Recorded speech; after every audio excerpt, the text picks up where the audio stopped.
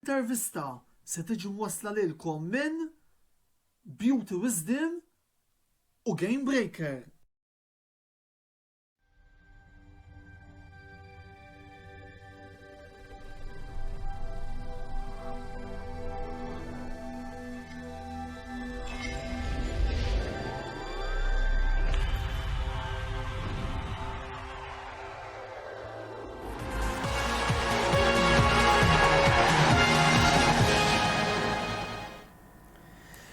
Antonello Bella jisemmilkom u jilqakom għas 66 episodju mis-sensiela l-intervista fejn il-lejla sir nitkellmu dwar il-kampjonat Ingliż li ntrabaħ minn Manchester City għat-tielet sena minn dawn l-aħħar 4 staġuni.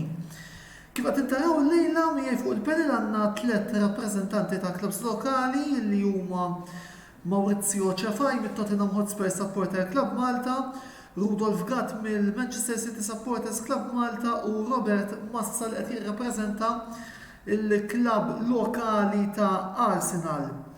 Nfakkarkom li jekk għandkom xi domanda x'issaqsu lill-membri tal-panel li għandna llejla jew għandkom xi kumment fuq dak kollu li qegħdin niddiskutu llejla intom tistgħu tagħmlu dan billi tħallu dak kollu li għandkom xi tgħidu jew x'issaqsu fis-sezzjoni illi għandna marbuta apposta ma' din ix-xandira u tħallu dak li tixtiequ tgħidu hemmhekk.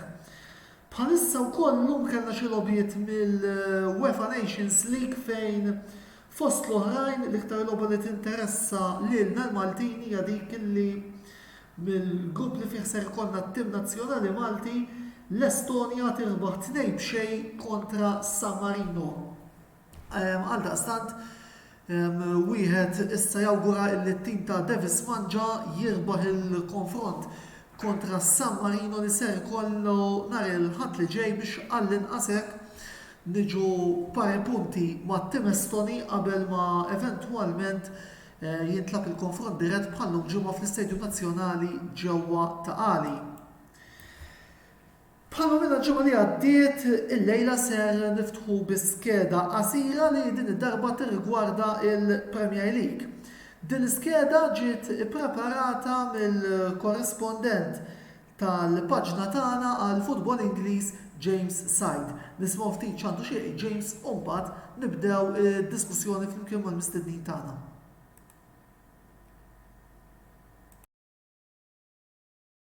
Mela, l-ħarġi nixtieq nisbru li t-tim ta' Manchester City ħallik mod meritat, il-Liverpool baqgħu jġildu għall-kampjonat tal-aħħar nifs ma' il-lig ma' għal-Manchester City. F'Diċembru f'Jannar, Manchester City qegħdin tamna xi punt fuq il-Liverpool u maddu jibqgħu lob u t-tim ta' Guardiola telef u dwar xi ftit lob u bekk laħquhom il-konfront bejn Citizens u Liverpool setgħu jibqgħu l-lig bit-tibidbaw.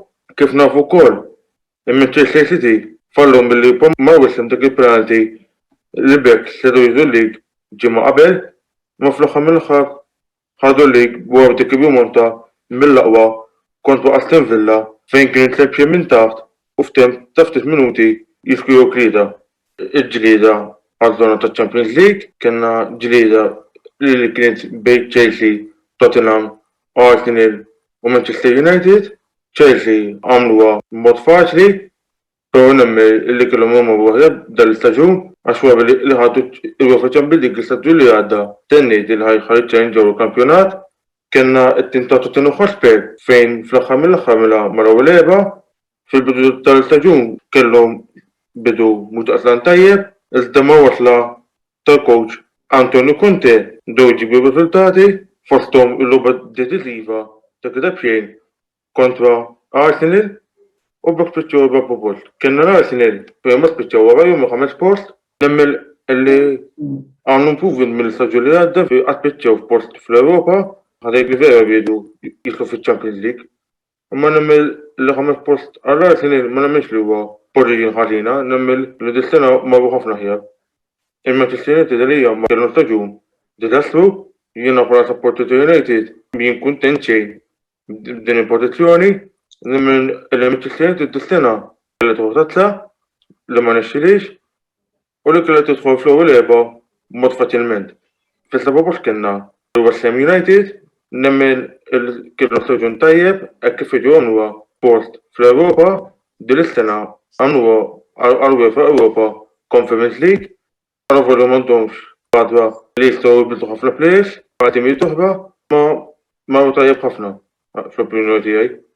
Kienna Newcastle United femdu staġu ħażin, infatti kienu qegħdin l-aħħar post, imma minn mindu kellhom it-takeover mill-Arabja Sawdita u middle manager li huma jistaġi qed iħaw nemmel li kellhom improvement kbir, nemmel li eħdas il-post huwa Parisian tajba ħafna għal Newcastle, kienu wkoll l-Aston Villa fejn kellhom inbidlu l-manager fil-ewwel kellhom Dean Smith ma kinux qegħdin f'post tajjeb u issa ġabu din manager li kien ma' Rangers Steven Gerrard u nemmen l-improvjaw. Infatti għannaqra ma kienux jinixxielhom u fqolli l-Citizens ma sfortunatament għalihom ma nixxielhomx u l-battalja ta' delegazzjoni kien hemm it-timiet ta' Everton u Leeds United fejn ibiskjew bil-kbir illi jaqgħu imma fl-aħħar mill-aħħar salvaw ma nemmix li kien staġun tajjeb għalihom kemm għall-Everton nistennejt ħafna ħjar minnhom u kemm għal-Leeds kienna l-bejn wkoll jitlu lejn l-aħħar bdew jġibu naqab riżultati imma fl-aħħar mill-aħħar xorta baqgħu u kienna il-Watford u Norwich fejn kienu staġun diżastru. Mela, Rudolf, Maurizio u Robert, qabel xejn insellmilkom u nirringrazzjakom tal-lejla erġajtu inqattu magħna. Ma nafx hekk kellkom x'aċċess smajna lil James jitkellem fl-iskeda tiegħu fejn bażikament ta' ħarsa ħafifa lejn il-kampjonat. Issa nixtieq li l-ewwel tatuna ħarsa ġenerali fuq il-kampjonat tat-tim favorit tagħkom qabel ma mbagħad forsi nitlu f'temi naqra iżjed individwali jekk jogħġobkom. Nibda Rudolf minħabba li Manchester City rebħu l-kampjonat u mbagħad naħseb nistgħu nimxu fl-ordni tal-klassifika Voldiri Maurizio u jala dal-ewwel round Robert. Pinsellimlek Antonello, sellem il-Robert, il-Maurizio, u l-kull min qed jismana fuq dan il-programm. Ovvjament, meta nitkellmu fuq staġun tal-Manchester City, meta finalment il-klabb rebaħ il-kampjonat Premier, definitivament tgħid li huwa kien kampjonat pożittiv u fl-aħħar mill-aħħar dak li tkun ħadim talih li l-klabb ikun ħadem għalih għal sena sħiħa, fl-aħħar mill-aħħar ħar frott tiegħu. Nilek id-dritt matul l-istaġun waqt li l-bidu tal-istaġun kien daqsxejn jibes, però malli beda jaqbad il-momentum tal-istaġun nitkellmu Novembru, Diċembru, Jannar fejn huwa l-iktar perjodu diffiċli fil-kampjonat Premier. Is-City kellhom momentum ta' logħb ma jaqta' xejn fejn jirħu logħba wara l-oħra u kienu bnew ċertu vantaġġ ta' punteġġ. U mbagħad l-aħħar fażi tal-istaġun għalkemm is-City baqgħu konsistentement ikunu tajbin fir-riżultati li qed iġibu, il-ftit drabi li is-City ma rnexxilhomx irħu l-logħb tagħhom, fl-istess perjodu kien hemm il-Liverpool li kienu qegħdin ikunu konsistenti fil-logħb tagħhom. Għaldaqstant dak il-distak li at one point in time kienet jidher li ħafna nies isemmu l-14 punt, jiena qatt ma ngħid li kienu 14 punt, għaliex meta l-avversarju jkollok il-logħb li qed irid jilgħab la tista' tgħid li dawk huma punti favur tiegħek u lanqas tgħid li huma punti li bil-fors l-opponent tiegħek ħajirbaħhom. Allura mod realistiku inti tista' tkejjem meta jkunu blokkindati. Interessanti ħafna il-fatt tal-inqas osservanza li għamilt jiena illi matul dan l-istaġun is-City tgħid ma' min tilfu l-punti. Tilfu darbtejn ma' Tottenham, tilfu darbtejn punti mhux neċessarjament tilfu l-logħba, anke dross tilfu l-punti ma' Southampton fi żewġ logħbiet. Il-ġurnata tista' tqisu bħala telfa Voldiri. Tilfu l-punti mal-Crystal Palace u tilfu l-punti mal-Liverpool fis-sens li ġew iż-żewġ logħbiet draw. Għalkemm dak huwa konfront dirett allura il-mitluf u l-mirbuħ jekwaruħu sewwa. Nemmen illi overall is-City kellhom staġun tajjeb għal diversi fatturi. Jiġri tajjeb iktar milli jidher ħa nispjega ruħi. L-ewwel fatt huwa staġun sħiħ is-City lagħbu mingħajr punta fit-tim fl-iskwadra tagħhom. It-tieni net tal-kemm ħafna nies jgħidu li s-City għandhom skwadra b'saħħitha tibdel il-min tibdel il-level tal-logħob prattikament jibqa' l-istess taqla plejer iddaħħal ieħor. Però ma kellhomx id-depth tal-iskwadra li kellhom fi staġunijiet oħrajn u li kellhom il-Liverpool f'dan l-istaġun u ħanispjega ruħi. Mela is-City labu mingħajr striker mingħajr punta fissa. Ħan interrompi ftit fuq għadina, Ruda dak ma jimpurtax. Però kien hemm dik forsi ħansejħu hekk, Gabriel Jesus illi għalkemm kien ir-rwol tiegħu attakkant, Guardiola qisu ma tantx użah. Mingħajr ma ninsew il-fatt ukoll illi l-coach Spanjol forsi iktar jiffavorixxi dik it-tattika tal-falso nueve. Iva, ma il-Gabriel Jesus li lab il-darba kien dal-istaġun u l-istaġuni ta' qabel rari jilab ftit il-pożizzjoni ta' punta. Fil-verità isa daqsxejn kontroversja di jekk jippreferix jilab bħala punta il-plejer jew jekk jippreferix jilab fuq il-linja. Għamel żmien fil-bidu tal-kampjonat kienet jilab fuq il-linja u kienet jilab tajjeb ħafna. Jidilli li qabel ma kien issieħeb ma' City kien jilab fuq il-lemin tal-ground u attakkant avvanzat fuq in-naħa tal-lemin, però mhux bħala punta ċentrali. Li kien hemm ukoll u forsi ftit nies isemmuha huwa l-fatt illi fejn nitkellmu fuq left back, il-Manchester City, l-unika left back li kellhom staġun sħiħ kien out of action, mhux minħabba injury, mhux minħabba sospensjoni, ma' affarijiet xejn sbieħ ta' kondotta xejn sabiħa fejn hemm allegazzjonijiet veru koroħ fuq l-individwu, fuq il-plejer, nitkellmu fuq Benjamin Mendy, li huwa akkużat fuq ħafna affarijiet serji sa il-ġimgħa stess li daw żdiedu l-akkużi kontrih u il-plejer jew plejers li issostitwixxew huma Zinchenko li fil-verità huwa midfielder jew inkella Cancelo li huwa right back di natura rather than a left back. Minkejja dan kollu mhux qed nitkellem bi skużi anka fid-difiża kien hemm numru ta' injuries lejn l-aħħar tal-kampjonat, għal daqstant qed ngħid li ma kenniex id-depth tal-iskwadra li kellna fi staġuni oħrajn u laqqas li kellhom il-Liverpool li għalija. Il-Liverpool dan l-istaġun kellhom skwadra li għandha depth qawwi ħafna u hemmhekk ħossist sodisfazzjon tal-achievement li sar matul dan l-istaġun. Tajjeb, Maurizio, l-ewwel opening statements minn ħatik jekk jogħġbok. Nsellem lek Antonello, nsellem il-mistiedna, nsellem il-kull li tisegwina permezz tas-social media.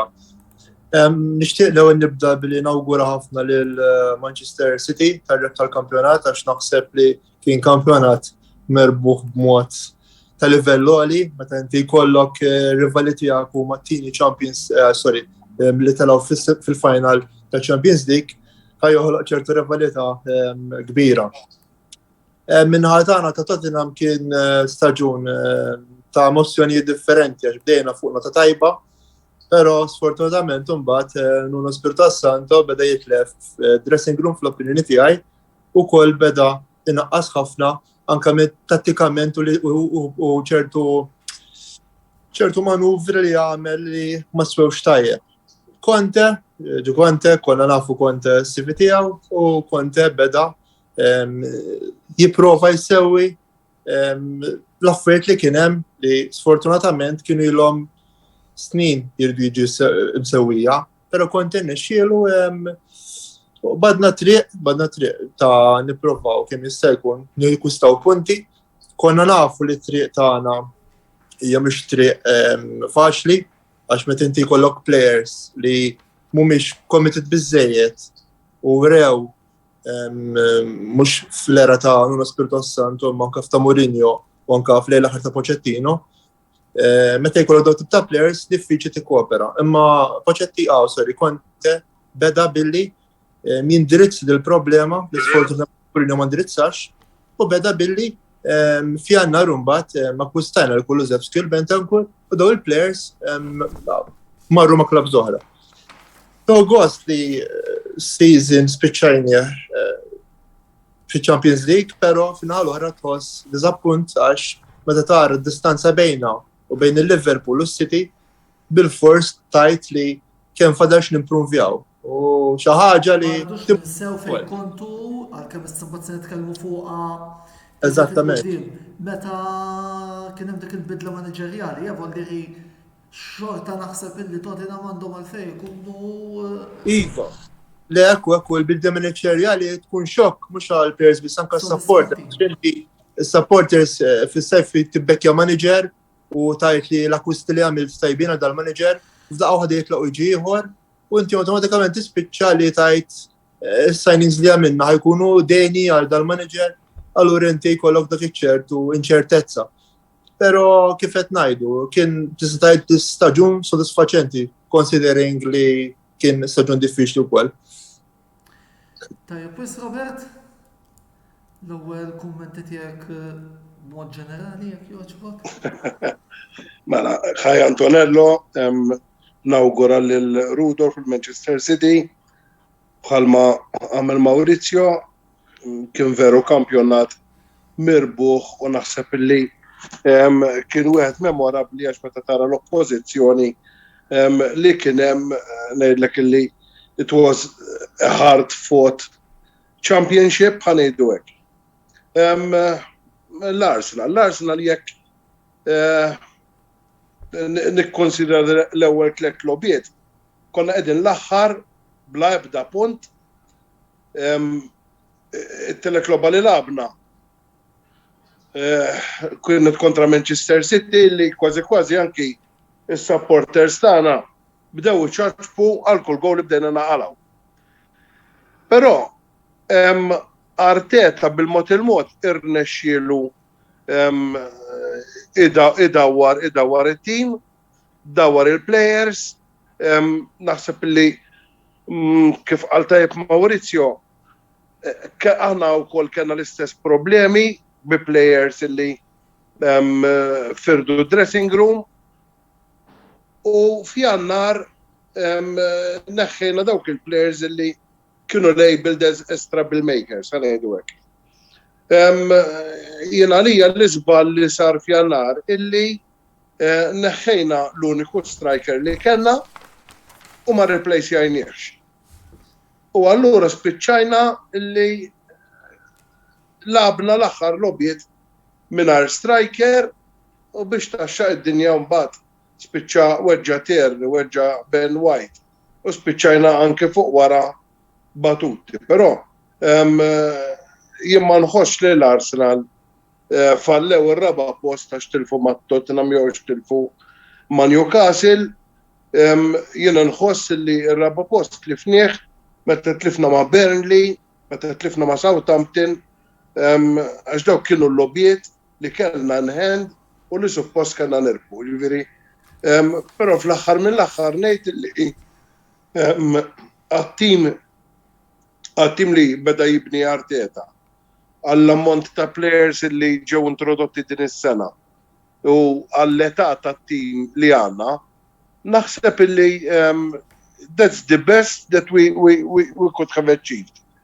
Li kieku irnexxilna nispiċċaw fir-raba' post.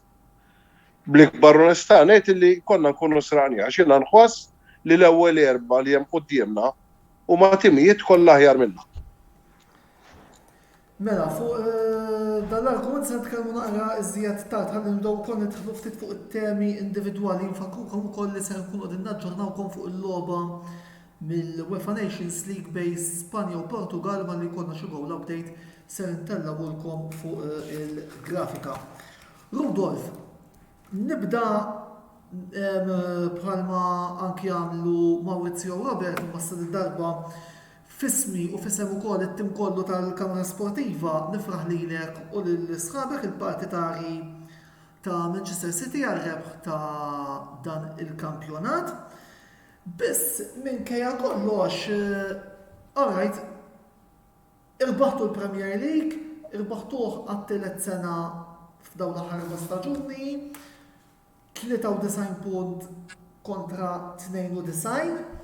Imma mbagħad minn naħa l-oħra, meta niġu għat-tazzi, speċjalment iċ-Champions League, fallejtuhom kollha fejn it-tnejn domestiċi spiċċaw marru għand Liverpool. Fil-verità, taħseb li lħaqtu l-aspettattivi kollha li kellkom għal din is-sena?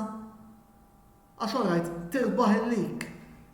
Imma naħseb illi sew Guardiola u sew Mansur, ix-xejk, kienu qed jippretendu xi ħaġa iżjed fil-fema tiegħi. Mela, jien naħseb kull supporter ta' kull team u kull president ta' kull klabb ikun jixtieq jirbaħ kull kompetizzjoni li jidħol fiha. Ġifieri jekk jien ħanejdlek isma' issaqsini xtaqtu l-baħtu għaċ-Champions League 100%. Kellu l-kapaċità tim għandu biżżejjed sostanza biex jirbaħa nemmen li kellna. Fil-verità wasanna sa semi-final. Ħanitkellem fuq Champions League u mbagħad nitkellem fuq id-Domestic Cup. Nemmen illi il-final missjajnija iktar milli bit-telfa kontra Real Madrid ġewwa l-Bernabeu, iktar tlifnija biċ-chances mitlufa fl-ewwel logħba ġewwa l-Etihad. Min jiftakar dik il-logħba li kienet waħda mill-isbaħ logħbiet tal-futbol li rajna dal-aħħar ftit staġuni naħseb jirrealizza kemm konna wasteful biċ-chances li kellna illi teknikament naħseb kieku konna iktar xar fuq iċ-chances li kellna stajna laqna l-logħba easy fl-ewwel ħafta tal-ewwel logħba. Sfortunatament il-logħba tal-ballun tintrebaħ mhux binjer missis jew biċ-chances li inti kellek imma tintrebaħ bil-blalen li inti iddaħħal fix-xibka. Fit-tieni logħba sal-aħħar ftit minuti kif jaf kulħadd is-City kienu għadhom qegħdin hemmhekk, inqala konċedejna dak il-ballun lejn l-aħħar tal-logħba minn ballun wieħed ġew 2-3, deflection fuq deflection bil-rasu daħal il-ballun, ftit wara kellna dawk iċ-chances ta' Grealish illi bej il-kapaċità tad-difiża u l-goalkeeper ta' Real Madrid kif ukoll element ta' sfortuna jew inkella jgħidlu ma kienx xar biżżejjed biex japprofitta ruħu minn dawk iċ-chances. Il-verità kienet li l-Manchester City ma rnexxilhomx jaslu għat-tragward la tal-finali u għal daqstant laqqas li jirbaħa. Però dan bl-ebda mod ma jfisser l-opinjoni tiegħi li kien xi staġun diżappuntanti. Ovvjament inti il-kampjonat ħafna drabi itkejlu kemm jirnexxielek tirbaħ tazzi. Ma ninsewx ukoll illi jekk issa mbagħad ħanduru għall-lob domestiku fejn għandu x'jaqsam l-FA Cup lajna fis-semifinali, finalment mal-kompetituri li f'dal aħħar snin kienu id-direct competitors tal-Manchester City ma' Liverpool u għalissa l-memorja tlafti, imma jidilli li lajna mal-West Ham fil-League Cup. Li ma ninsewx il-West Ham għamlu staġun veru tajjeb din is-sena, mhux din is-sena biss manka s-sena l-oħra. Wieħed jgħidlu falliment għax ma rbaħniex dawn it-tazzi, skont kif tħares li jekk la ma rbaħthomx fallejt, però meta tara l-assiem tal-kampjonat kollu illi inti prattikament minn kull logħba possibbli li stajt tilha inti ma labx 3 logħbiet u f'ħafna minn dawn il-logħbi inti dejjem kont ta' suċċess kur jgħid irbaħt il-logħba tiegħek imxejt ar-round li jmiss. Naħseb jekk ma tgħidlux riżultat ta' A+, naħseb A- kien bħala kampjonat. Jiena naħseb illi fil-fema tiegħi ukoll il-kampjonat nemmen illi il-fatt illi rnexxilkom iżommu lil Liverpool milli jirbħulkom fl-Etihad naħseb illi fl-aħħar mill-aħħar u kienet il-pass deċiżiv biex iżommu l-kampjonat nistgħu ngħidu hekk. Antonello, ma ninsewx ukoll għax xi kultant aħna bħala supporters nitkellem għalija għal sħabi supporters tas City u naħseb għal ħafna supporters ta' kull timijiet. Kulħadd jinżel jitlaq bl-idea li tirbaħ dik kull logħba, eċetera. Ma ninsewx li inti fuq in-naħa l-oħra għandek tim tajjeb li qed hemmhekk għandu players ta' kwalità, għandu managers tajbin, jiġifieri jekk is-City tilfu l-punti ma' Tottenham mhux Tottenham qegħdin hemmhekk ukoll biex jirpu l-logħba tagħhom. Tottenham qegħdin hemmhekk biex jilagħbu l-logħba tagħhom, il-goalkeeper tal-opponent qiegħed hemmhekk biex jipprova jilqa' l-blal. Apparti li kienu jekk semmejt it-Tottenham ukoll bħalissa ndaħlu ftit il-Maurizio fl-istorja, kienu qed jiġġieldu għal post fiċ-Champions League ukoll biss nħallik tispiċċa l-ħsieb tiegħek, Rudolf, qabel ma.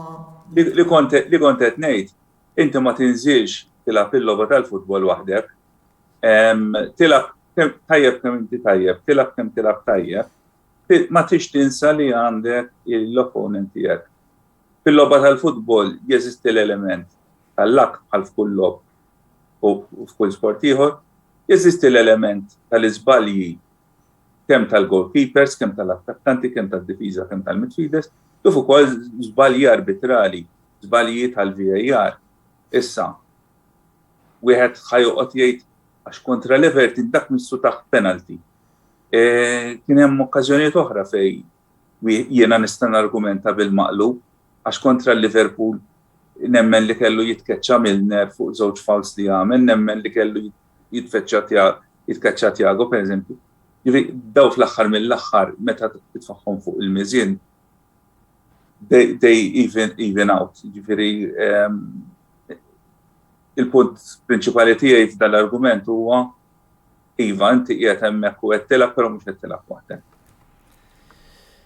Mela Maurizio, niġu issa għalik Tottenham irnexxielkom tispiċċaw dan l-istaġun mal-ewwel erba' u titħlu fil-UEFA Champions League. Personalment naħseb illi il-mertu ta' dan kollu għandu jingħata lill-bniedem wieħed biss, Antonio Conte. Għalkemm ukoll fil-ground ma rridux ninsew is-solti Kane, is-soltu Son, Kulusevski li kellu staġun tajjeb meta ħadtuh biss Antonio Conte, naħseb illi dik il-grin ta' determinazzjoni, ir-rieda tar-rebħ kienu fattur fundamentali biex irnexxilkom tagħmlu. Lekku, però ma nistax naqbel li Antonio Conte biss, Antonio Conte l-arkitett. Imma mbagħad inti għandek il-players li irdu jikkoperaw mal-coach, inti għax jkollok karozza magna ma jkollix roti. Il-sports huwa l-futbol huwa xi kollettiva. Mifhimni skont Antonio Conte rnexxielu anka kif faċ ngħid fil-bidu li f'Jannar ngħid nuża l-kelma jeħles minn ċertu players li bdew ikissru dressing room u mhux biss li jekk wessajna l-benta u Kulusevski. Id-difiża pereżempju Doherty li kull supporti ta' Tottenham konna naraw fil-line-up nieħdu qatal kelma eżatt għax ngħidu li ħajkonna jiżna nagħlabu baxra. Però taħt Antonio Conte transforma ruħu, bdejna meta weġġa ħadna qata kollha għadna ħanħossuh dal-plejer, Eric Dyer pereżempju, li plejer ma kienx konsistenti xejn, ġi fl-opinjoni tiegħi wieħed mill-aħjar difensuri Ingliżi fl-Ingilterra u ħassra ma ntiżux ma' nazzjonal ma nafx li x'inhi raġuni. Għandek il-Davis ieħor. Differenti tara wkoll il-Conte nnexxielu jimprovja l-players kollha. Ifhimni, tħossok bur ukoll li kontra l-Liverpool u kontra s-City nnexxielna li nakkwistaw punti li fl-opinjoni tiegħi huma ġistimijiet li titinżelhom il-kappell għax huma fenomenali. Tieħu gost ukoll li tkun terbaħ u tara t-tim tiegħek miexi fi triq tajba. Il-problema li kien l-konsistenza u tlifna ħafna logħob fejn kellna nerbħuhom, però inħoss li l-bankina tagħna hija batuta. Xi ħaġa li nħoss li sa kif faċċenna tajjeb Levi qal ħajinvesti 150 miljun fi players biex insaħħu l-bankina għax inti flik ma tistax inti tikkompeti f'dawk il-kompetizzjonijiet kollha u Biħdax il-plejer tista' tgħid li tibżalek iweġġelek wieħed m'għandek xi ieħor deni li jista' jirreplacjah. Dik ħaġa li trid tiġi indirizzata fl-opinjoni tiegħi. Issa narawx il-problema li kif għadna nipprovaw irridu naqsu distanza bejn City u Liverpool, però Conte nixxilhom jagħmel ħafna affarijiet li ħafna coaches fortunatament fallew u Conte għamilhom fi ftit żmien. Ma rridux ukoll innaqsu l-mertu ta' Fabio Paratici li bis-saħħa tiegħu innexxina l-akkwistaw bħal players bħal Romero, li Romero kien hemm timijiet oħra fosthom il-Barcellona rriduh, li innexxina akkwistaw aħna, u l-Kulusevski u l-Bentancur. Ġifieri issa ħadna il-Perisic. Ġifieri tħu pjaċir li tara t-tim tiegħek miexi fi triq id-direzzjoni tajba b'nies professjonali, però dik ħaġa ta' Champions League għinitna ħafna anke biex nittrattaw issa rattrattaw il-players fis-sajf. Il-problema kienet li jekk ma tidħol fi-Champions League sfortunatament ħafna players jirrifjutawk. Dawn huwa fatt li Spencer ħafna u sfortunatament huwa realistiku. Kif qal tajjeb ta' City il-ħaġa li il-kampjonat Ingliż huwa qiebes tinżel biex terba' kull logħba, però taf anka tim żgħar li qed jiġi ta' relegation jagħtik logħba iktar mill-kbir ġieli għax ma jkollux jitlef.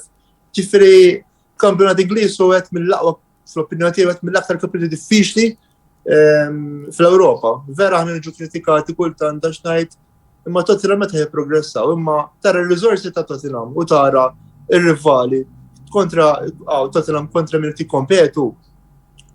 Tinduna li qed nikkompetu aħna ħallejna warajna il-Manchester United, ħallejna warajna l-West Ham li kellu staġun brillanti, ħallejna warajna l-Leicester, ġifieri l-Wolves, dawn kollha timijiet kbar li nefqu il-flus, speċjalment l-United. Ġifieri inti tħossok sodisfaċenti li ġejt ir-raba' post. Dak hi l-opinjoni tiegħi. Mela, Robert, Arsenal irritornajtu fl-Ewropa minkejja li l-post mal-ewwel erba' naħseb li jintilef fil-konfront dirett għalkemm inti wkoll diġà tajt aċċenn li ma taqbilx miegħu. Għandkom tqisu dan l-istaġun bħala wieħed sodisfaċenti jew id-diżappunt li ma tħalltux fiċ-Champions League għad-danni tal-akbar rivali tagħkom tappan dan il-riżultat illi ksibtu din is-sena? Jiena fl-aħħar mill-aħħar qed tikkuntentajt għax dħalt spiċċajt fil-5 post. Però jekk wieħed jara t-targets x'kienu fil-bidu tal-istaġun, it-target kien li jidħlu fil-Champions League. Mela allura l-fatt li ma rnexxilhomx jaslu sa Champions League ma nistax insejjaħlu staġun sodisfaċenti, però jien nittama illi bit-tim li qed jinbena żgur li se jkollna suċċess u m'għandhomux, ħanejdu hekk. Jien ma naqbilx ma laqal Maurizio rigward players li jiġu miegħek għax inti tilab fiċ-Champions League. Kont nemmina, pero wara li ġara ta' Mbappé, jiena nemmen il-plejer jiġi miegħek. Skont kemm lest ħalsu. End of story. Illum il-futbol sar futbol tal-merċenarji, futbol tal-flus. Sfortunatament meta nara l-istorja ta' Mbappé li m'għandax taqsam xejn mal-Arsenal. Jiena volli ħanżid naqra miegħek, Robert. Fil-ferma tiegħi wkoll naħseb illi din ta' Mbappé kienet pasta żgħata kbira. Ismani, jiena ma nistax nimmaġina. Jew xi fans tal-Paris Saint-Germain jew bir-rispett kollu, jiena li kieku jiena plejer tal-Paris Saint-Germain. U se jiġi l-coach fuq u jgħid li isma' jiena lilek ma nistax nilagħbek ta' m'intix fil-pjanijiet tiegħi. Jiena qassan ħares lejn il-coach. Se ngħid mela jiena m'iniex ħabbib biżżejjed ta' Mbappé għax qalani.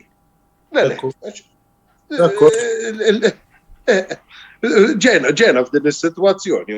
Ismani, jiena qed nitkellem fuq l-Arsenal. L-istess problemi kellhom it-Tottenham l-istess problemi kellhom Manchester City, l-istess problemi kellhom Chelsea li ma semmejnihomx. Sewwa, l-Arsenal kellhom l-Aubameyang. Ismani, striker tajjeb, meta jrid jilab, meta ma jridx jilab ma jilabx ġimma. Ara Harry Kane is-sena l-oħra u ara Harry Kane din is-sena. Il-Istella x'differenza għamel? Qata l-Harry Kane. U ngħidlek kienu jibatu ħafna Tottenham. Għax Harry Kane kien il-plejer li trasformalhom fl-opinjoni tiegħi staġunu, ismani. Pass Kane, Son, go. Ismani, fint ġifieri dawn huma l-affarijiet li jagħmlu differenza, però fl-aħħar mill-aħħar money talks. Laqt insabu dal-argument ta' money talks. Ħandaħħal 30 sekonda l-Rudolf qabel ma mmorru għal-reklami, ma tagħna wkoll xi domandi illi daħlulna nfakrukom biex tkomplu saqsu ukoll. Ħanisma l-qara tiegħek Rudolf fuq dan l-akkuża tal-flus li għamel Robert, anke minħabba l-fatt li rajna ċertu kuntratt ta' 30 miljun fis-sena fuq Haaland minn ħatakom. Interessanti nismgħu naqra l-kampinat. Mela, naħseb l-argument jista' jitwessaw u ntuħ direzzjonijiet differenti. L-għonet fuq ta' Mbappé naħseb appart il-flejjes li ħajkun jgħat jitħallas Mbappé, jien għalija l-ikbar żewġ skandli putting aside the money, jekkux minnu jew le li dan il-plejer ħajkollu sej fuq il-mod kif jitmexxa l-klabb, fejn hemmhekk qed ngħidu allura illi l-plejer huwa ikbar mill-klabb, u t-tieni net hija jekkux veru minnu jew le illi kienet ingħatat kelma li Real Madrid illi sejjer magħhom u mbagħad fl-aħħar sekondi ingħata saret din il-U-turn. U naħseb jien għalija it-tieni punt illi inti il-plejer jiġi ikbar mill-klabb, hemmhekk fejn il-klabb jibda jmur lura. U naħseb din qed ngħidha mhux b'element ta' pika x'huma rivali tagħna. Naħseb din hija xi ħaġa li batew minna il-Manchester United dal-aħħar ftit staġuni li kellhom numru ta' players li ħassewhom li huma ikbar mill-klabb meta ma kienx hemm figura fid-dressing room bħal huwa il-manager illi huwa kbir u superstar u b'saħħtu daqshom jekk mhux iktar minnhom li jkun jista' jżomm dik ir-riedni. Inkwantu ta' Haaland, ovvjament, il-figuri li ġew rapportati jiddependi fejn ħataqra u l-min ħatemmen. Ovvjament da mhux qed ħajkun qed jitħallas biċ-ċiċri, però l-iktar naħseb awtorità ħanejdlu hekk fejn għandu x'jaqsam it-transfer market mill-lat ġurnalistiku huwa Fabrizio Romano illi minn dak illi tax jindika ħajkun fuq l-istess salary scale ta' Kevin De Bruyne. Però wieħed ma jridx jinsa illi da kollu qed isir ukoll f'ambitu ta' signing on fee illi effettivament meta tqis li bej Haaland u bej Alvarez is-City ħajkunu nefqu 80 miljun. Meta sena ilu jien qiegħed jissemma 150 miljun għal Harry Kane. Naħseb illi għall-età li għandhom dawn iż-żewġ players wieħed meta jħares fuq perjodu ta' żmien naħseb illi investiment tajjeb. Fejn għandu x'jaqsam salarji, naħseb wieħed irid iħares lejn l-istruttura tas-salary scale li jkun hemm fi clubs partikolari. Fil-club fil-Manchester City kif huwa rapportat dejjem għax ħadd ma jkun qed jippubblika l-income tax return tagħhom dawn in-nies.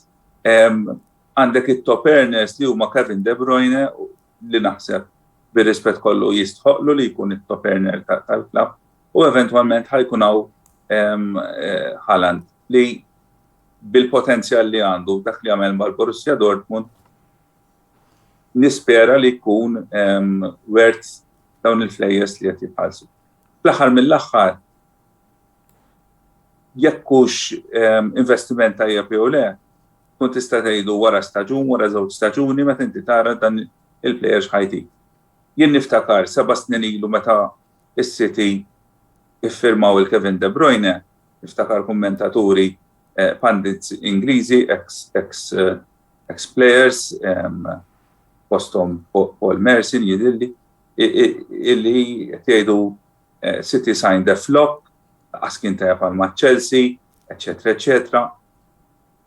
Finalment, il-player il-luq kulħadd iqisu bħala wieħed mill-ikbar players li għaw, wieħed mill-aqwa midfielders li għaw biex fl-Ewropa u naħseb fid-dinja.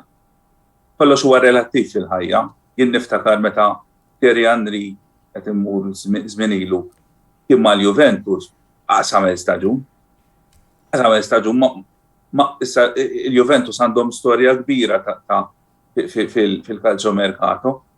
Qalu għamlu żball, marma l-Arsenal il-ħanina dinja, wieħed mill-aqwa players li qatrat il-Premier League.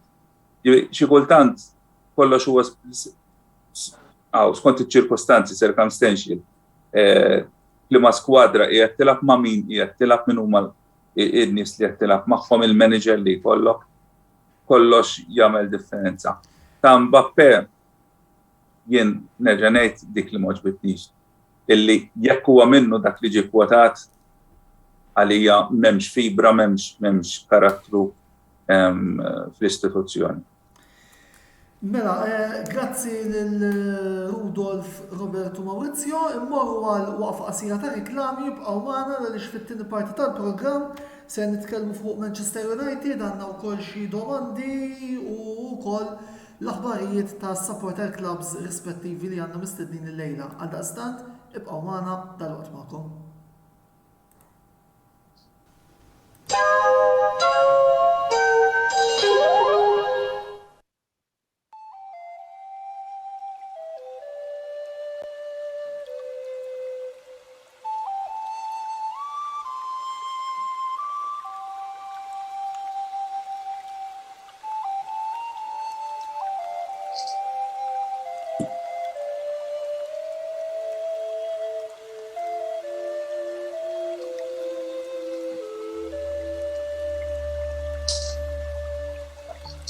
Beauty Wisdom tal-Fgura għall-aħjar prodotti u servizzi ta' sbuħija. Żuru wkoll Nails by Sharona fl-istess stabbiliment għall-aħjar servizz ta' trattament ta' dwiefer. Iż-żmien tant mistenni mid-dilettanti tal-Formula 1 reġa' magħna. Game Breaker bi pjaċir jixtieq iħabbar li qed jaċċetta ordnijiet tal-logħba F1 2022 għal PlayStation 4, PlayStation 5 u Xbox għal prezz ta' €65. Għalhekk approfittaw minn dan iċ-ċans li tieħdu l-post ta' Sir Lewis Hamilton, Max Verstappen, Charles Leclerc jew Lando Norris fost l-oħrajn biex tsuqu l-karozzi tat-tim favorit tagħkom fuq it-tracker kollha tal-kampjonat ta' din is-sena fuq l-unika logħba uffiċjali ta' dan l-isport, F1 2022. Game Breaker, l-aqwa logħob tal-PlayStation, Xbox u Switch.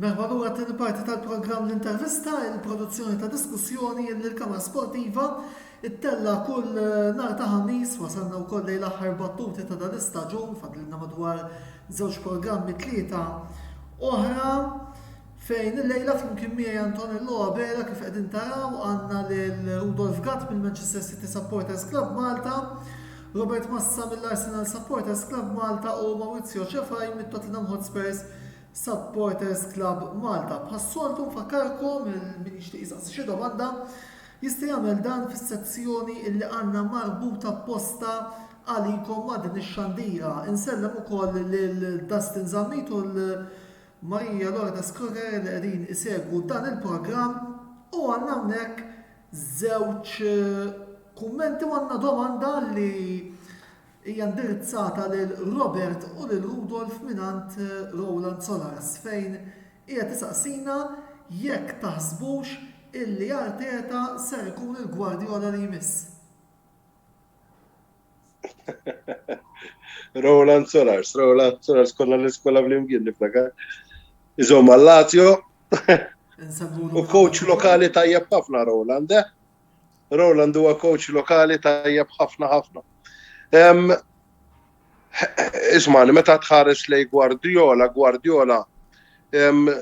għamel milestone fil-Premiership bħalma qed jagħmel Klopp u tħares lejh minn isfel għal fuq. Ġifieri li xi ħadd jgħidli, ismani, Arteta jaf ikun Guardiola li jmiss. Personalment nieħu pjaċir. Nixtieq jalla, il-bażi hemm qiegħda, miegħu tgħallem, però tittara biex se tiddawar. L-Arsenal m'għandhomx il-Kevin De Bruyne kif qed jgħid Rudolf at this stage. Hemm players tajbin, però hemm tim żgħir kif qed fl-ewwel parti tal-programm. U tim żgħir mhuwiex se jikber malajr. Il-problema hija li għadna u li forsi ħadd ma semma li għadna ġejjin minn sentejn Covid u sentejn Covid finanzjarjament ħallew impatt fuq it-timijiet kollha. Mela allura ismani, ċertu players se jkun diffiċli kemm li żommhom jekk dawn se jsibu min se jħallas iżjed. Sewwa, u kemm li tinvesti hu. U din se tolqot lil kulħadd jekk inħarsu x'ġara ta' Chelsea, min kien joħlom li Chelsea għax jiena nemmen li kieku kien baqa' 5 partiti oħra, l-Arsenal kienu jidħlu Champions League u t-tim li kien jibqa' barra kien iċ-Chelsea. Jien hekk nemmen għax fl-aħħar mill-aħħar it-Tottenham naħseb li spiċċaw 2 punti taħt iċ-Chelsea. U l-Arsenal spiċċaw 3 punti taħt iċ-Chelsea. Ġifieri Il-miegħek 71 u 69 fil-fatt. hekk nemmen jiena. U naqbel miegħek ukoll għax Chelsea jagħmlu dik il-ħaġa ta' Abramovich effettuhom ħażin fl-opinjoni tiegħi. Eżatt. Għabdu sfortunatament jitilfu ħafna logħob. Mela, Rudolf, ma fxiex tix twiġab il-Rowland, pero fil-qosra għax għandna diversi temi oħra li xtaqt. Tajjeb, insellem il-Rowland li huwa ħabib tiegħi wkoll, kollega fuq il-post tax-xogħol ukoll. Arteta għandu bażi tajba biex ikollu l-istess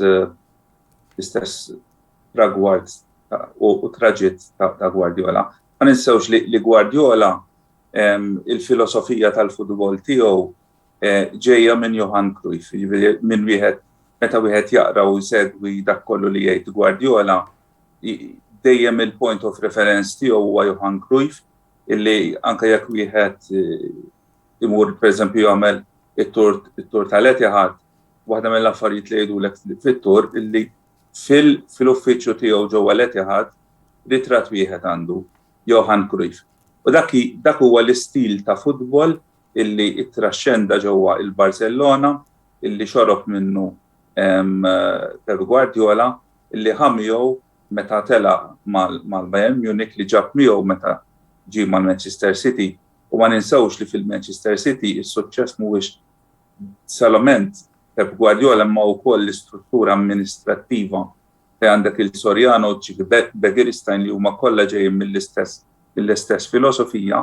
Dik il-filosofija qiegħda tiġi trasmessa f'kull livell tal-klabb mill-under 16 mill-minors ħanejdu hekk nieqgħu line under 18s, under 21s u hija l-iskola tal-futbol li qed tiġi instilled ġewwa l-klabb anke fejn għandu x'jaqsam logħob fil-kampjonati tan-nisa.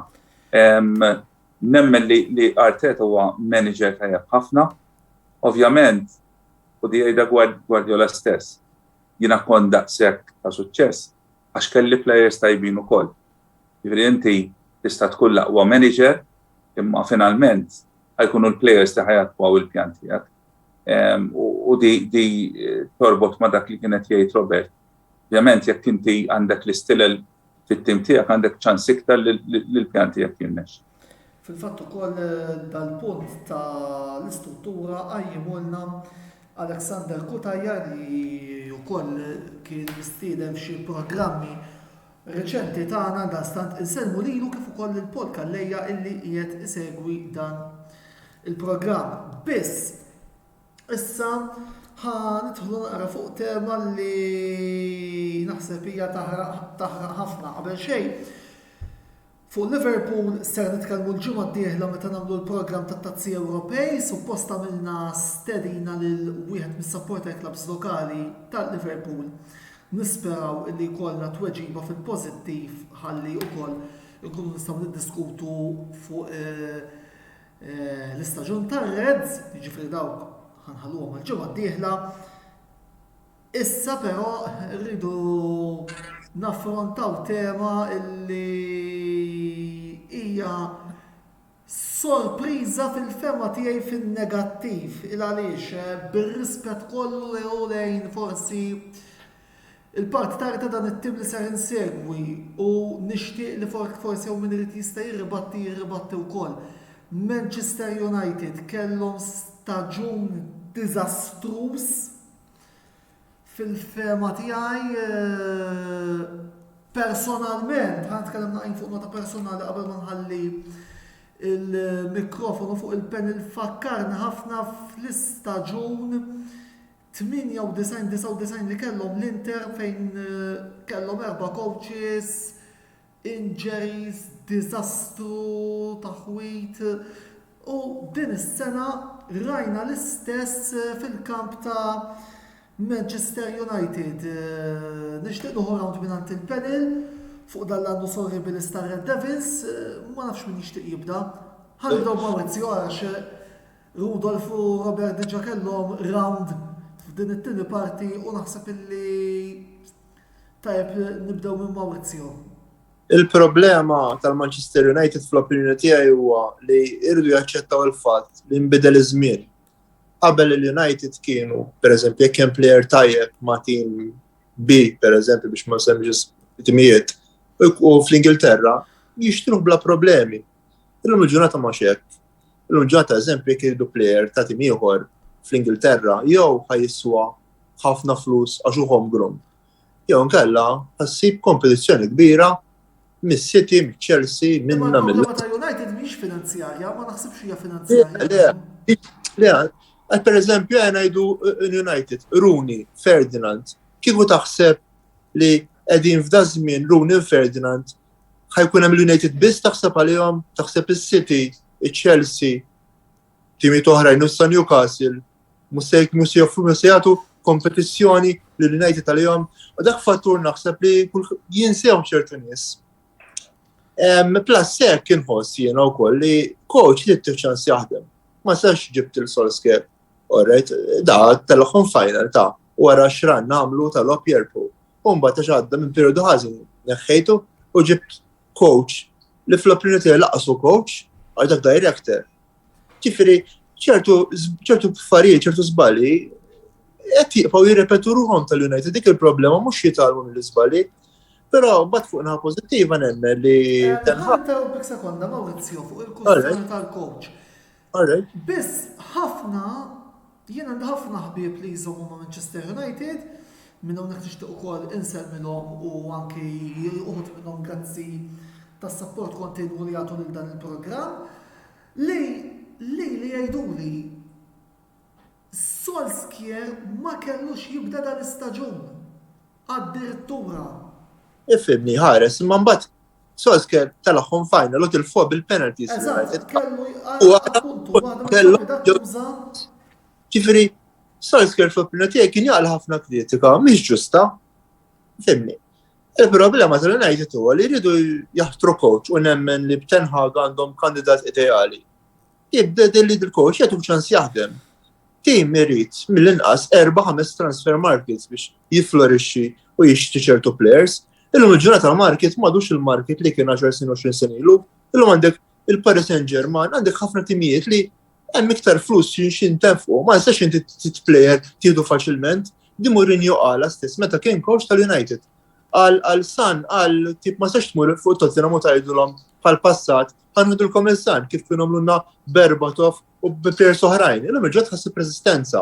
U daw eżempju ċar fis-sajf kien jridu is-City imma Tottenham ma rridux ibekuh u spiċċa ma Tottenham u issa aktar x'ħajffirma.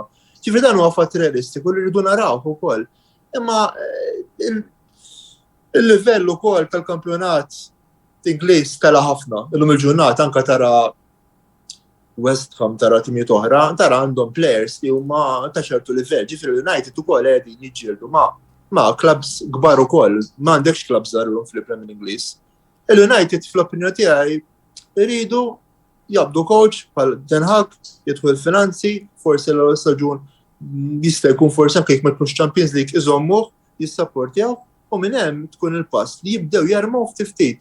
Imma jistgħux il-pass jaqbżu t-taraġġ irid jitilgħu tarġa'. U dik il-problema tal-United qed jipprova jaqbżu t-taraġġ. Tim int kemm tajjeb titla pass. Dik fl-opinjoni tiegħi. Robert, taħseb li l-problema tal-United hija s-sidin? Il-famużi sidin, il-Glazers li qed jiġu xkupetjati minn kull naħa ta'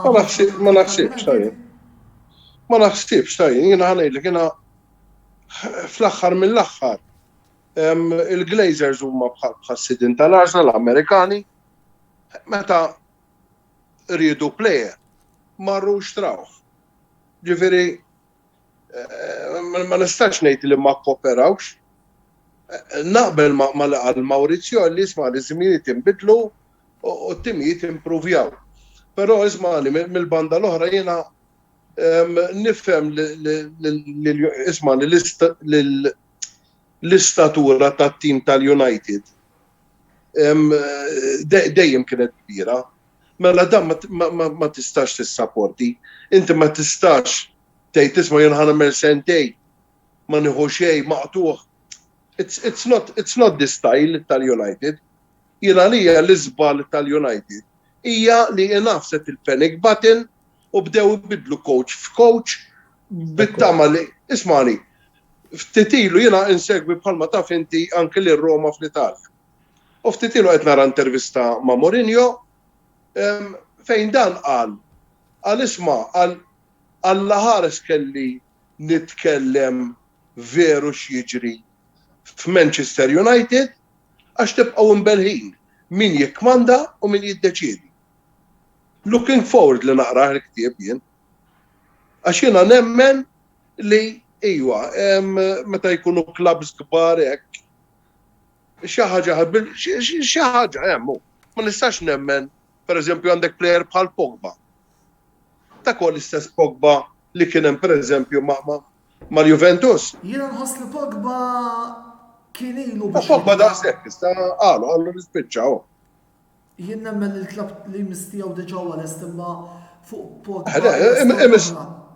Bir-rispett kollu imisshom ħelsu minnu qabel u mhux issa. Il-problema fl-opinjoni tiegħi wkoll għedha li inti meta tbiddel ħafna coaches ma tagħtix player jissettilja, da inti hemm coach li għandu. Ifhem, Solskjaer kien ilu hemmhekk 3 snin. Mourinho beda t-tielet sena, jiġifieri ċans ingħata mhux. Ma tistgħux il-relazzjoni bejn Pogba u Mourinho? Le, dak ma nistax ninsewha laqqas. Jiġifieri. Però la semmejtu l-Pogba dis-sena mhux li niftakar xi logħba kbira li għamel, fil-fatt kienet ieħor li kienet ilaqqata mis-supporters tal-United u fuq l-argument tal-paniku Rudolf ngħaddi naqra sentenza. Ara naqra inti x'taħseb. Jiena ħsib li ġieli jgħaddi minn rasi huwa illi meta intom tħaltu għal Cristiano Ronaldo, United għafsu l-panic button, riduh at all costs, fil-fatt intervjena sa Sir Alex Ferguson qabel ħallinkom nsaqsi ħalli nagħmel domanda biex fuqha forsi intom qed issegwu l-programm u żommu mal-United qed taħsbu fuqha. Tgħid Ferguson għata għandu saħħa kbira fil-kamp ta' Manchester United, close brackets, unkompli ħallis nismu naqra minant Rudolf. United jidu Ronaldo u minnem isu ma nafx. Jista' jkun Ronaldo kienet waħda mill-problemi ta' United? Ħan nipprova nara kif impoġġi l-kliem biex inkun ġismu għaw kif taqbattejt, inkun bilanċjat f'dak li qed ngħid. Ovvjament id-diskussjoni hija interessanti. Naħseb il-rivalità għal Manchester United matul iż-żmien tal-Premier League tant kemm għamlu suċċess ħafna staġuni wara xulxin illi l-aspettattiva u s-sens ta' entitlement li inti dejjem għandek tkun hemmhekk u dejjem għandek tirbaħ kien speċi ġie embedded bħala parti mill-fibra ta' dak li huwa supporter tal-United u dak li jkun jixtieq il-klabb. Li sa ċertu punt hija differenti mill-fibra u mill-esperjenzi ta' tamijiet oħra li ħanitkellem għalina illi inti tkun għaddejt mill-highs and lows għal-kemm il-darba u allura inti għalik mhijiex bidritt li inti għandek tirbaħ l-onuri kull sena. Ovvjament, iktar meta jgħaddi żmien il-Manchester City qed nistgħu ngħidu dal-aħħar deċenju kien id-deċenju tal-Manchester City u allura dak is-sens li inti minn staġun għal ieħor dejjem tittirbaħ jibda jidħol hemmhekk u dik l-aspettattiva nifhimha. Jiena waħda mill-affarijiet li nara fil-Manchester United u qed ngħidha sinċerament mhux boffiża hija strateġija ta' konfużjoni u din hija riflessa mhux biss fi bdil ta' manager għall-ieħor u ma ninsewx kien hemm managers ta' statura qed nitkellmu fuq Mourinho, nitkellmu fuq issa x'ismu l-Olandiż. Van Gaal. Skużi? Van Gaal. Ġifieri kien hemm managers ta' statura u fejn nara il-kelma konfużjoni u mhux qed nużab disprezz ħankun ċar. Illi inti għandek klabb li inti suppost qed tibni għall-futur u jinvesti fi players li waslu fl-aħħar tal-karriera tagħhom. Jinvesti f'Cavani, jinvesti Ronaldo, ħżiena daw il-players. U żgur li le, dawn huma stilel tal-futbol mondjali. Però inti x'aspettattiva, x'inċentiva qiegħed tagħti lil players żgħar tiegħek bħal huwa Rashford biex huwa jkollu staġun tajjeb. Issa, Ronaldo kieku meta wieħed jara il-lobit li ma labx huwa kienu diżastru in terms of winnings. Jiġifieri sa ċertu punt imnalla kellhom lilu. Ħadu il-Ronaldo fil-bidu tal-istaġun kien hemm qisu f'daqqa waħda kien hemm aspettattiva madwar il-supporters tal-United the old days are coming back. Però l-futbol l-ġurnata mhuwiex futbol ta' nostalġija. Il-nostalġija sabiħ għax inti plejer tkun tħobbu, tkun ta' ħafna għall-klabb, eċetera, eċetera. Però biex tibni fil-futbol modern, tinsa l-sentimentalizmu, tinsa il-rabta li kollok mal-plejers l-antiki. Per eżempju, jiena wieħed minn dawk li ma tantx jiena favur illi ex-player tiegħek jiġi jikkowċjalek it-tim tiegħek. Għaliex ikollok sentimenti bħala supporter illi jieħduk fil-ġiex naħat. Ġifieri, illum il-ġurnata qed naraw il-Vincent Kompany fil-management. Nimmandellek il-probabilità li ħajspiċċa mal-Burnley, ħafna supporters jgħidulek kemm nixtiequ ikun is-suċċessur ta' Guardiola, jien personali nixtiequ li jkun manager tajjeb, però nibża sa ċertu punt illi ikun il-manager tagħna fil-futur għal raġuni mhux għax mhux tajjeb, mhux għax m'għandux leadership, mhux għax m'għandux il-karizma u l-ġibda minn naħa tal-plejers li jpoġġik f'sitwazzjoni diffiċli inti bħala supporter f'dan ir-rigward. Rajnija il-United ma' Solskjaer, rajnija iċ-Chelsea ma' Lampard. U hemm ir-riskju li naraw ukoll il-qudiem fil-kamp tal-Liverpool fejn huma ħafna u ħafna qed jgħidu Steven Gerrard huwa l-coach futur wara Jurgen Klopp, Maurizio. Ma naqbilx li jekk inti ex-player imorru coach, isax l-istorja tgħidilna li mhux tgħidilna rajnija biċ-ċar li għamlu suċċess. Zidane, ex-player tal-Real Madrid, rebaħ Champions League. Guardiola, ex-player tal-Barcellona, rebaħ Champions League. Ġifieri naħseb jien iktar l-istil tal-coach irrelevanti jekk kienx ex-player jew le. U rigward il-players esperjenza, fi Champions League final ir-Real Madrid rebħuha bl-esperjenza. Il-Liverpool on paper u bħala tim fil-logħba kienu aħjar ħafna. Imma l-esperience Real Madrid meta jkollok il-Modric, meta jkollok il-Kroos, meta jkollok il-Benzema, Carvajal, dawn kollha players daw il-finals huma xi ħaġa li normali jaffu jikkontraw l-emozzjonijiet tagħhom. Inti trid taħlita ta' players ta' esperjenza u ta' żgħar. Dik kif l-opinjoni tiegħi. Sewa wis, mela, Adrian Merċi hawnhekk qed jgħidilna kumment naqra ironiku, diffiċli jiżżomm serju meta tkun qed titkellem fuq Manchester United. Ovvjament dan il-kumment mhux qed ngħidu jien imma qed jgħidu Adrian Merċieqa.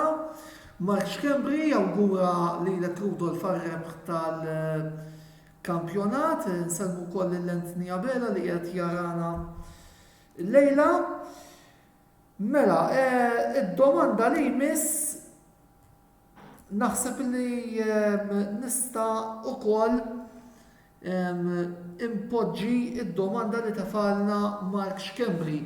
Kif tħarsu lejn il-fatt li ħafna mill-ġiganti reqdin bħal Nottingham Forest, bħal tnejn illi salvaw posthom biftit, Everton u Leeds United, Aston Villa, issa jinsabu fil-Premier League.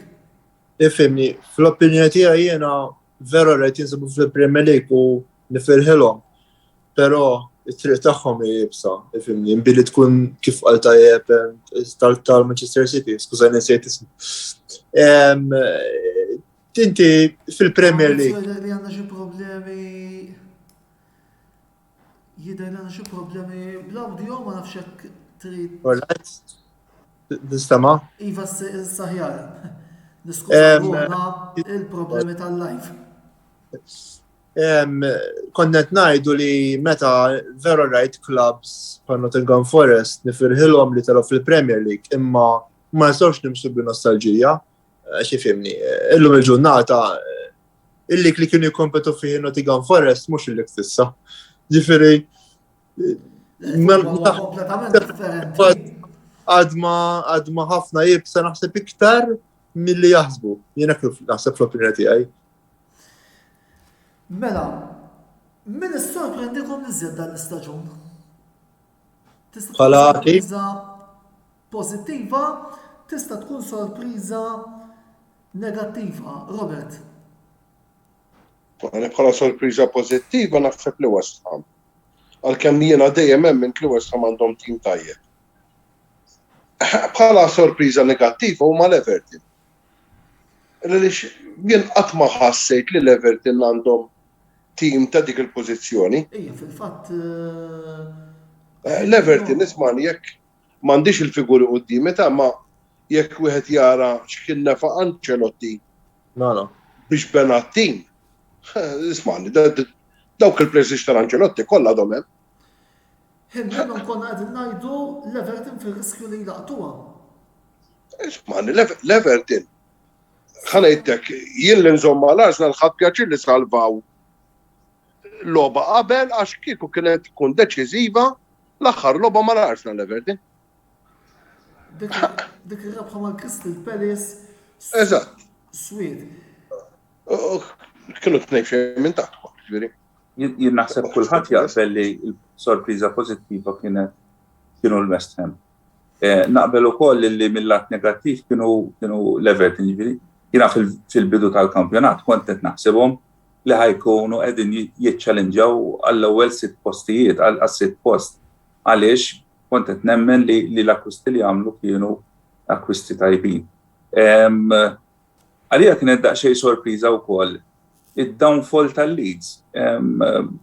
Il-mod kif kienu qegħdin jilagħbu il-Leeds taħt il-maestro Bielsa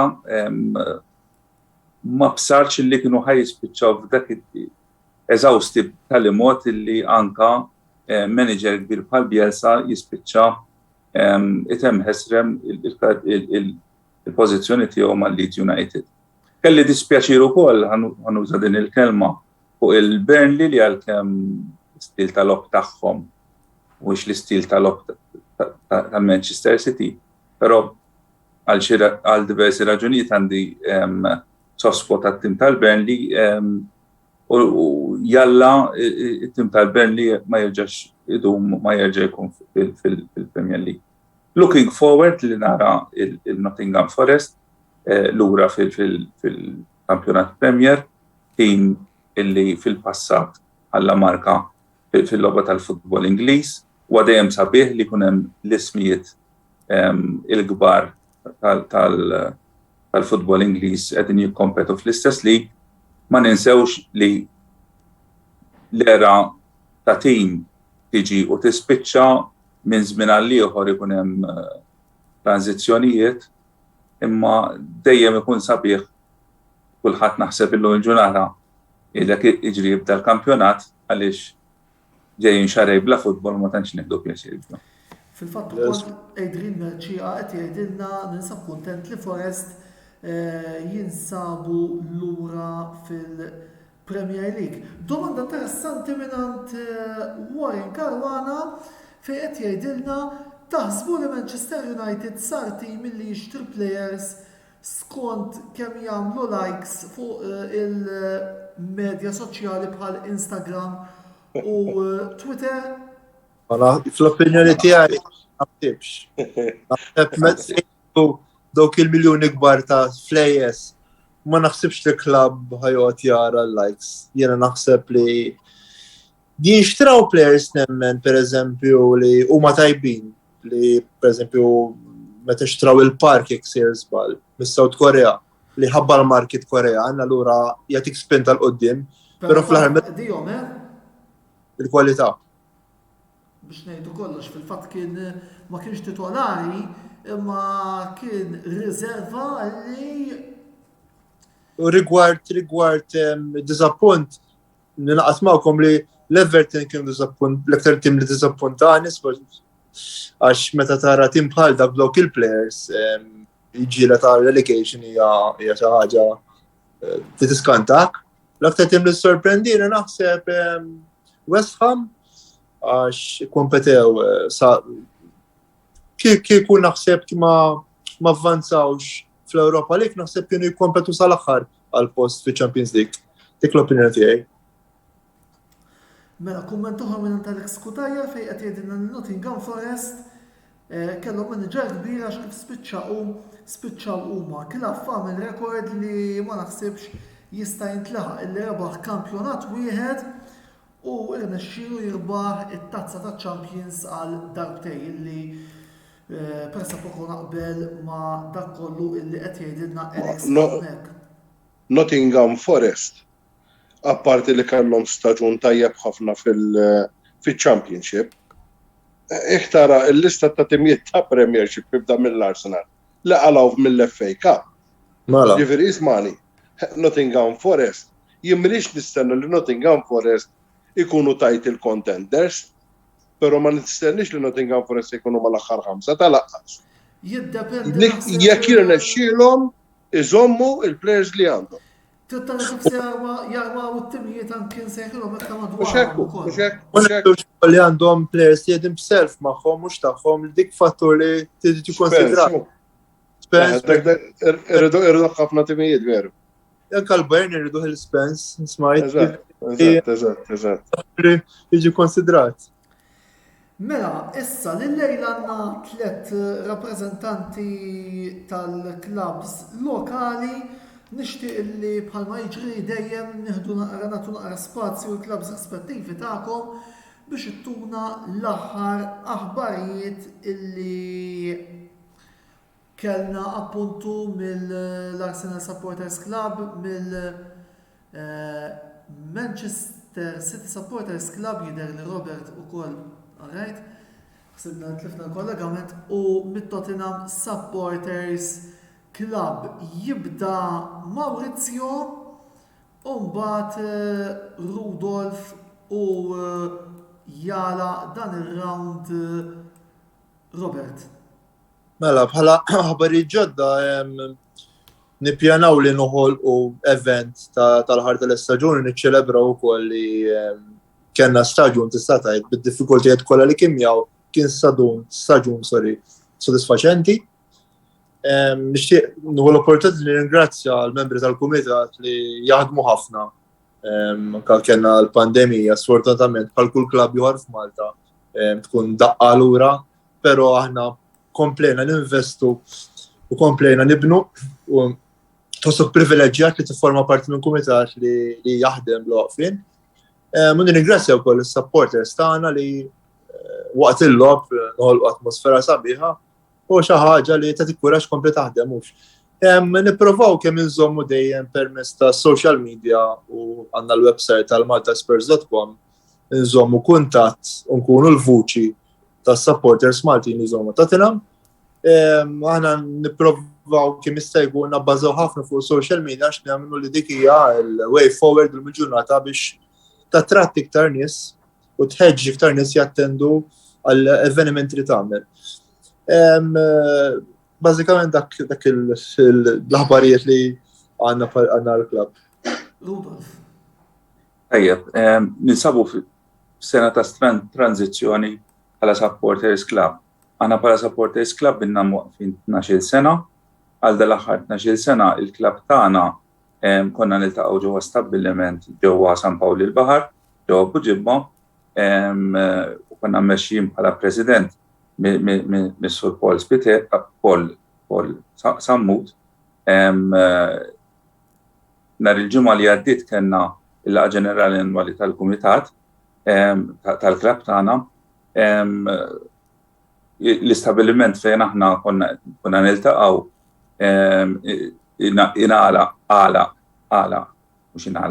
għala nhar il-ħadd li għadda, allura dan l-istaġun li ġej ħajkun staġun ta' sfida lina għax ħankunu qegħdin infittxu stabbiliment ġdid fejn aħna bħala supporters niltaqgħu flimkien sabiex inkunu qegħdin nistgħu naraw il-logħba flimkien bħala grupp.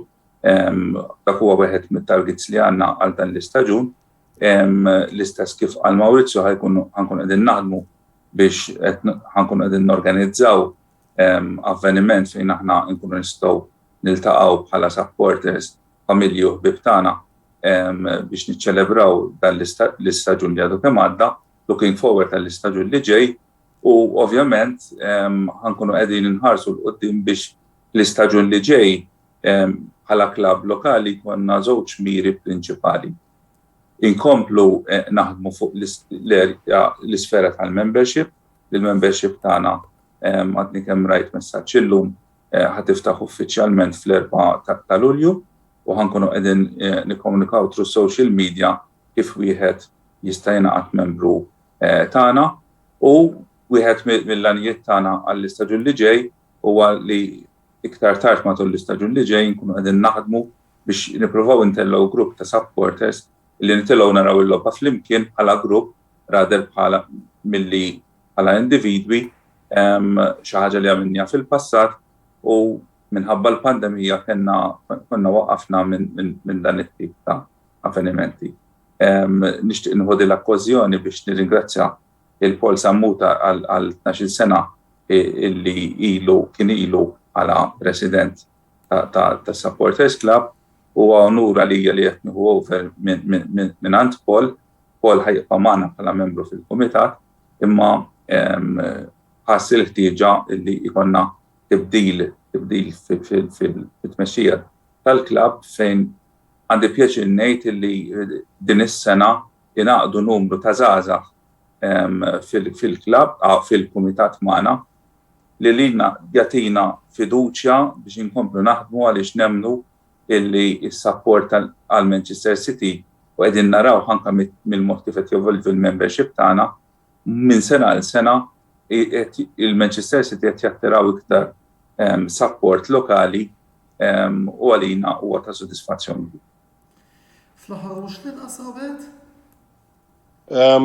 Bħat tnejn ta' qabli aħna ovvjament bħalissa qegħdin norganizzaw il-get together tal-aħħar tal-istaġun. L-laqgħa ġenerali tagħna għamilniha f'Marzu aħna u bħala kumitat bqajna l-istess. Nhar it-tnejn bażikament inkunu qed niċċelebraw it-42 sena mit-twaqqif tal-klabb tagħna. Ovvjament aħna l-kuntatti tagħna jsiru permezz tal-midja soċjali wkoll U ovvjament bħal patrejn ta' qabli għadna kemm bdejna ir-recruitment tal-membership il-ġdida wkoll. Il-membri jidhru li qed jikkonkorru, ovvjament ħafna jiddependi mis-suċċess tat-tim bħal dejjem. Meta t-tim ikun sejjer tajjeb, ikollok ċertu influss ta' nies li jattendu għall-logħob, meta t-tim ma tantx ikun sejjer tajjeb, dak l-ammont ta' nies joqfu. Għadna ġejjin minn sentej pandemija wkoll, klabb magħluq, il-kara xorta titħallas, allura kulħadd jisseka da xejn ċittadin. Però le, l-attivitajiet ma jonqsux, aħna l-klabb jorganizza diversi attivitajiet, tombla, naf majjalata, whatsoever, fundraising dejjem importanti li jkollok kumitat maqut u kumitat li jaħdem. L-aħħar domanda biex ukoll nagħlqu l-programm tal-lejla hija min taħsbu li fil-fema tagħkom huwa l-aqwa plejer ta' l-istaġun fil-Premier League. Din id-darba Robert, Maurizio u Jara Rudolf. Kull ma rrid isem biss. Jiena se jkolli nagħmel da'wa ġifieri fil-programm. Għax jiena fl-opinjoni tiegħi l-aqwa plejer li kien hemm dan l-istaġun kien Harry Kane. Illa għaliex waħdu irnexxielu jittrasforma l-istaġun tat-tim meta dan bħal da żmien sena kien qed jgħid li se jitlaq. Fl-opinjoni tiegħi kien il-plejer li għamel differenza pożittiva ħafna fit-tim tiegħu u fl-achievement li rnexxielu jagħmel it-tim tiegħu. Jien ma naqbilx li għadaw speċi għandek kull tant l-opinjoni tiegħek. Aħna lek qed nistednukom ukoll issemgħu leħinkom Maurizio. Jiena fl-opinjoni tiegħi San, plejer li skantajt kif laqas intażel u kien nominat biex jikkompet biex tal-PFA Player of the Year. I mean, hija xi ħaġa tal-iskantament kif plejer li it-top scorer għax dan ma skurax goal b'rispett kollu lejn Salah, la skura goal minn penalty, kollha goals minn open play. La ġib issu nominat, hija xi ħaġa tal-iskantament. Fil-opinjoni tiegħi San għalija kien trasforma l-istaġun tagħna. Rudolf, tala inti? Tittix il-mikrofonu. Skużawni. Naħseb kien hemm iktar minn plejer wieħed illi kien tal-livell li tgħidlu plejer tal-istaġun. Naqbel ħafna li Son kien wieħed minnhom. Ma nafx jekk se ninstema' parrokjali, però naħseb Kevin De Bruyne għamel differenza kbira. Fil-verità mhux tul l-istaġun kollu, għax fil-bidu tal-istaġun kien għadu ġej minn injury u dam ma daħal fl-aqwa forma tiegħu. Però kien hemm ħafna players li kienu tal-livell tajjeb, jiġifieri Son wieħed minnhom u naħseb Kevin De Bruyne u forsi l-fatt li rebaħ il-lig ukoll jgħin biex wieħed jgħid li kien l-aqwa plejer tal-istaġun. Jiena naqbel ma' Rudolf u naqbel ukoll ma' Idrin Merċieqa li l-aqwa plejer kien Kevin De Bruyne dis-sena u raġuni hija li fil-logħbiet deċiżivi meta jiġu nifras il-logħbiet ma' Chelsea f'Jannar u ma' Liverpool appuntu f'April skurja l-goals li permezz tagħhom City ġabu dawk il-punti illi eventwalment għamlu id-differenza u inkurunaw appuntu l-tim ta' Pep Guardiola bħala it-tim rebbieħ għal dan l-istaġun. Ma ninsewx li ħafna mit-timijiet għandhom is-silent heroes tagħhom ukoll. Ġifieri ħafna players li għamlu dak li nsejħulu dare to wear, ħafna drabi ma jeħdux il-praise għaliex ma jkunux huma li qed jiskurjaw jew qed jagħmlu l-assist, però hemm ħafna unsung heroes li jkunu speċjalment f'dak in-nofs il-ground illi jagħmlu differenza. Tajjeb grazzi tmur lil membri tal-panel tagħna Rudolf, Robert u lil Maurizio tal-programm tal-lejla. Grazzi kbira wkoll tmur lil sponsors tagħna li huma Beauty Wisdom u Game Breaker. L-intervista il-ġimgħa d-dieħla tirritorna fejn il-ħsieb huwa li nitkellmu fuq it-tazzi Ewropej illi intrebħu minn Real Madrid, Eintracht Frankfurt u Roma din is-sena. Infakkarkom illi minn hawn ftit ieħor dan il-programm se jkun disponibbli wkoll fuq l-istazzjon uffiċjali tagħna ta' YouTube għal daqstant inħeġġitkom biex titħlu wkoll hemmhekk u minn hawn isu sija oħra fejn mhux biss se jkun hemm dan il-programm jekk forsi lħaqtuh minn issa iżda wkoll il-kumplament tal-programmi kollha illi qed ikollna ta' dina is-sensiela tal-intervista kif ukoll kontenut viżwali illi nipproduċu u li nipproduċejna minn ħina l-ieħor. Sakemm nerġgħu niltaqgħu il-ġimgħa d-dieħla jiena Antonello Bela ma tfadal xejn.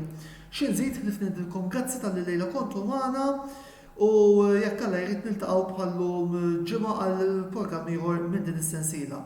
Ħudu ħsieb.